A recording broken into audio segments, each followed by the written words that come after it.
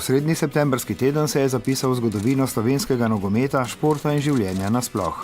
Aleksander Čeferin je postal predsednik krovne Evropske nogometne organizacije. Izmed dogodkov, ki so sledili njegovi izvolitvi na izrednem kongresu v Atenah, je bil eden bolj čustvenih sprejem, ki so mu ga v Nacionalnem nogometnem centru na Brdu pri Kranju pripravili sodelavci. Posnetek za zgodovino. Na poznejšem druženju z novinarji je najprej še enkrat poudaril. Jaz ocenjujem, da je ta moj uspeh tudi uspeh Slovenske nogometne zveze, slovenskega nogometa nasploh in tudi ne nazadnje slovenske države ali pa lažje ali pa bolj točno slovenskega naroda. Ob prevzemu mandata prvega moža evropskega nogometa in skorajšnji primopredaji na čelu Nogometne zveze Slovenije je v zraku veliko vprašanj, ki so se nanizala tudi na novinarski konferenci. Eno osrednjih je, kdo bo njegov naslednik na Nogometni zvezi Slovenije. Nikoli ne bom javno povedal, tudi če bom vedel, kdo misli kandidirati, ker se morajo prijaviti, pa pol mora to Nogometna zveza ustrezno skomunicirati. Zdi se mi pa prav, da bi nekdo, ki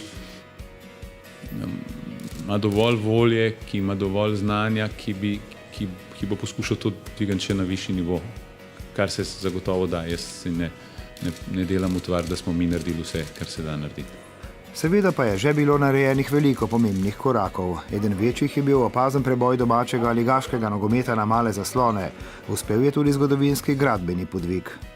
Kot vidite, smo s velikim trudom in veliko borbe z državo uspeli postaviti ta Nacionalni nogometni center Brdo. Absolutno je pa še veliko stvari za narediti. In eden naslednjih podvigov, ki ga tako rekoč zahteva javnost, je nova uvrstitev reprezentance na evropsko ali svetovno prvenstvo. Predsednik ostaja realen. Pri malih reprezentancah gre to ciklično. Vsaj tako pravijo kolegi, ki so dalj časa v nogometu. Težko je ostati ali pa se plasirati na vsako veliko tekmovanje, ampak se to zgodi vsake toliko časa.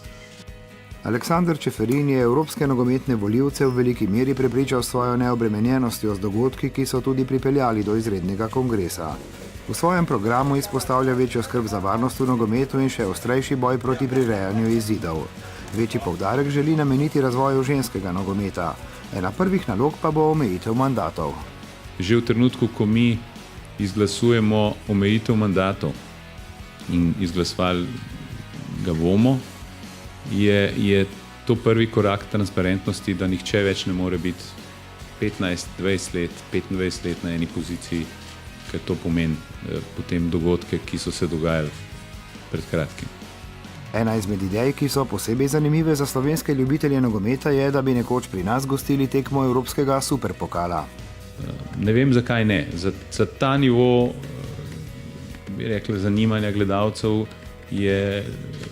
ima Slovenija dovolj dobro infrastrukturo, očitno. Na tem področju seveda Slovenija nima, kar imajo veliki, ima pa velikega moža, ki je pripravljen Evropsko nogometno zvezo odpeljati proti novim izzivom. Njemu v prid govori neobremenjenost s preteklostjo, kateri je dodal ambiciozno zastavljen program, ki so ga evropski nogometni volivci potrdili zgovornih 42 proti 13.